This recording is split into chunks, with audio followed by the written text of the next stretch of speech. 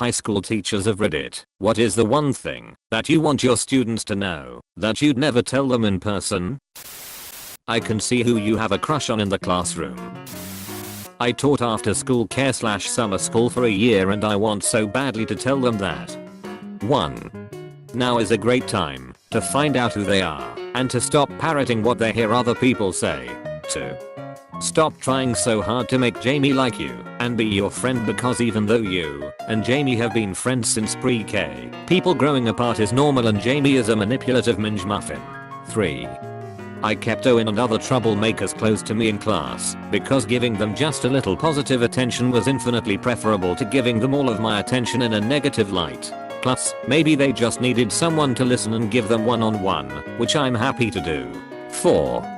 It's useless saying it because it's not going to make a difference, but this week's crisis won't matter next year or maybe even next week, and it certainly won't matter on your deathbed. One of the most memorable things a teacher said to me, I'm really glad she did say it to my face. I really like you as a person, but I hate you as a student. My French teacher told me this when I was in high school, during this period where I was really depressed and on the verge of flunking out. Having her be so honest with me and pointing out that I was wasting my potential made me want to do better, and eventually I did. If you are stupid enough to have filmed yourself doing something that can get you in trouble, especially legal trouble, for the love of God don't post it online. Sort of late to this party, but I often want to tell my students to enjoy themselves more and worry less. And I guess I do tell them that pretty often, but what I really wish I could communicate is that it's perfectly natural to break the rules and be a little more reckless at their age. This would be pretty irresponsible of me to tell them, as kids need their teachers to be role models of good impulses, not bad impulses. But sometimes I want to. Kids today seem very frightened of the future and don't want to take chances, especially when it comes to having fun. I don't blame them, based on the environments they are raised in. Also, if they have an A+ in my class, they can make a low F on the final and still wind up with an A. I'd tell my kids that their stupid decision to stay out on the weekdays and not do any work will probably lead to them doing the same thing their parents do and living the same life. All my kids are incredibly low income. Also, their forced helplessness is not their fault, but I wish I could tell them to recognize it and do something about it. Lastly, please, for the love of God, do the fucking reading. It's not hard. I specifically edited it to not be hard. And no, you are not interesting enough to be a famous YouTube blogger. Go to college. I used to teach English to high schoolers in France. Most of my students were really good. A few of them, I would have really liked to say to their faces that they were little shits and need to work on not being such douchebags. Edit. Also, I know Europeans are a bit different with this than Americans, but get real deodorant and wear it every day. Putin. I'd let you get away with so much more if you were actually a decent person who treated others with kindness and respect. Assholes rarely get the benefit of doubt or indifference. I teach middle school in Taiwan. My students are 60% ESL, 30% intermediate English proficiency, and 10% native fluency. Only have 42 students, so this number is pretty on the money. I want to tell them this: I'm not an idiot. When you are ridiculing me in Chinese, I've picked up phrases and know which ones you're using. Don't act surprised when I give you detention for calling me Bendon, Dumbus, or Beiji, idiot. I know what you're saying, ugh. Bendon. Your parents are literally the worst part of my job. Yes, we have a new seating chart, and yes, I sat you next to her because I can tell you have a crush on her. I noticed you try harder on your work when she is around, and to be honest, you two would make a cute couple. I pretend to like you, and I pretend to care about your fads and interests, but I'm mostly never going to see you again when you leave. Keeping a healthy detachment at all times is important to maintaining mental health. I don't care if you get high. Either take some edibles so we don't smell it, and don't do it when you're in the actual building, and don't do too much so it's obvious due to how incompetent you're acting. I get it, you have anxiety. I wish you had a better coping mechanism instead of weed, but I'm glad you're doing something rather than avoiding school, etc. Just please don't give me a reason to send you to the nurse and/or dean. Learn some practical skills. We all have to at some point. You're not going to be YouTube famous. Sit the fuck down and listen. You don't need anything I teach you to be successful in life. Math is about learning to think, not graphing functions and solving equations. Below, people assuming I don't know where the math I teach is used. I promise I do. The point I'm making is that we don't care if the general population can solve polynomial equations. We care that they learn to think. You're right, you won't have to know most of this stuff as you grow up, but most of you will have to sit in a room with a bunch of peers and listen to someone drone on, then do what they tell you if you want to make a living. If you can't sit through it now, you're going to have a much harder time as an adult.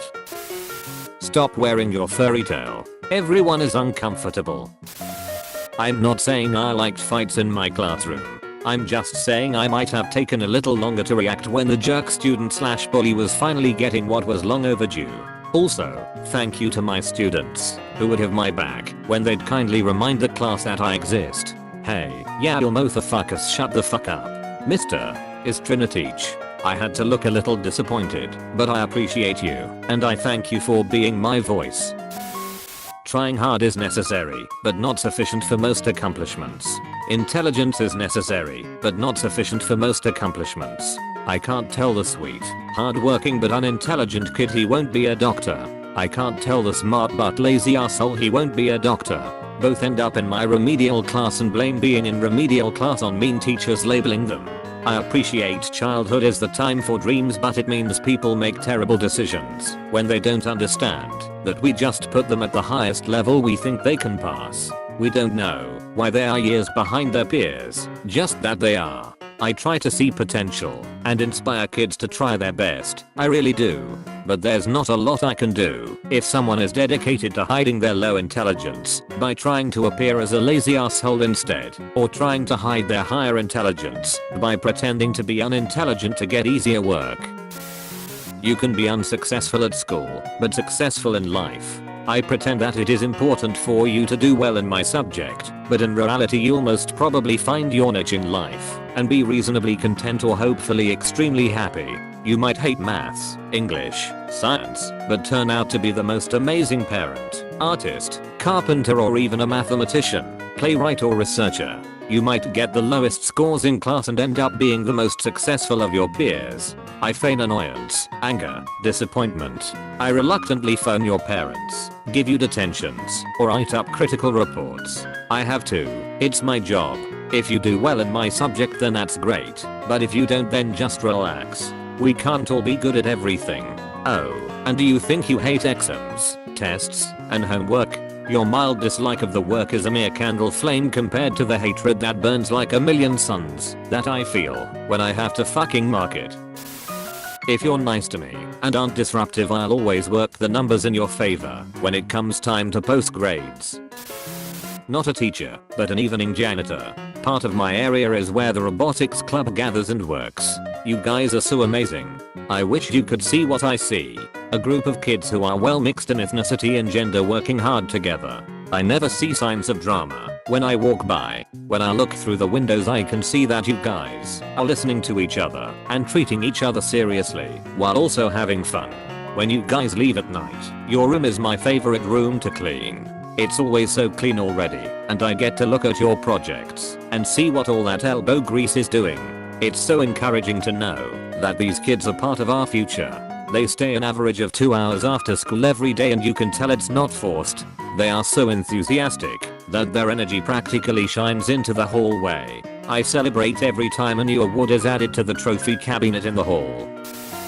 I would honestly tell my little kindergartners that life is tough. I love you. Many of you can't count on your parents at all. You're poor and have to work harder. I need you to understand how important your education is for having a better life. But I'm a male teacher in early childhood. Distance is very important and can't afford to have a parent go all mama bear on me. So I just do my best to make them feel valued in my class. Thanks for watching. Be sure to leave a like, comment, and subscribe to be entered into our iMac giveaway.